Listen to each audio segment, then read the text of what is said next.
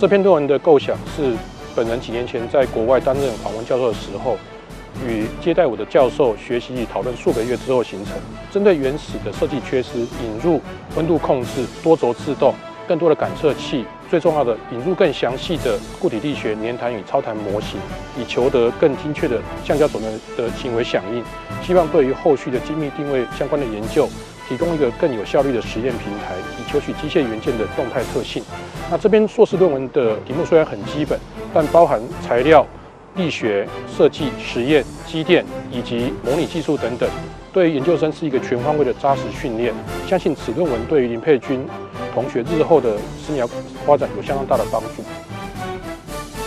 很开心可以加入陈国生老师的一个研究团队。那我的一个硕士论文题目是与橡胶轴承材料测试系统的建立与设计。那由于这部分在实验室来说算是一个全新的领域，所以包括在夹具的设计以及硬体的选择上呢，都是要由我与老师共同讨论的。那在这之中呢，当然会有许多设计上的一个问题或实验上的结果不如预期。那这部分我都会与老师在个人 meeting 或团体 meeting 的时间呢做一个讨论。那老师他也会提供我许多宝贵的经验，包括实验上该如何改良、设计等等，让我觉得受益良多。所以我觉得非常的开心，可以在老师的实验室下。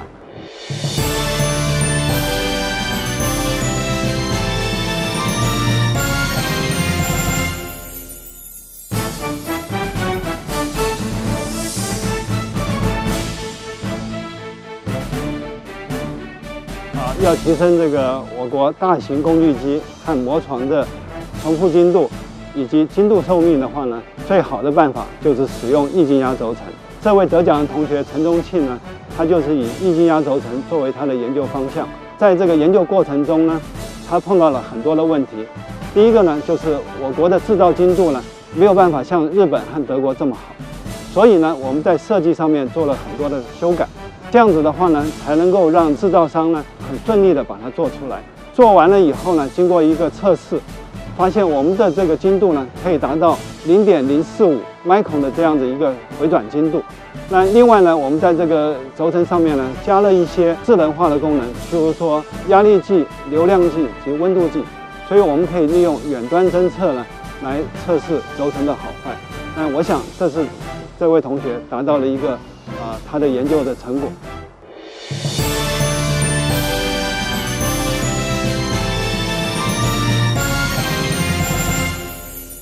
实验室的传统精神是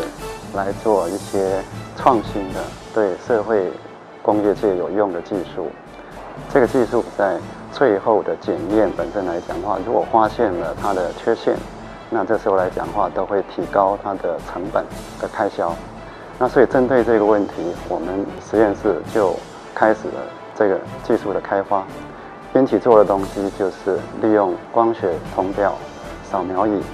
把它发展变成是线性，可以直接一次扫描完成的一个技术。那这个技术因为是从零到有，所以有很多的技术必须要克服，所以我们就邀请本所的李世光教授跟江宏文老师大家一起来帮忙。那期间历经了很多的困难，但是都被大家利用团队的努力来一一克服。所以这样的合作模式来克服，完成一个新的创作技术，或许是可以让大家参考，在未来执行上面来讲的话的一个模式。英奇的研究呢，主要是利用一套先进的干涉方式去量测薄膜的厚度。我们希望可以在一个平面上这样直接量测。那我协助英奇的研究，主要是在光学设备上的架设。那因为这是一套新的量测方式，那所以我们必须克服很多困难。那英奇让我觉得比较特别的地方是说，它很能面对困难，然后去了解里面的原理，然后再一个一个克服。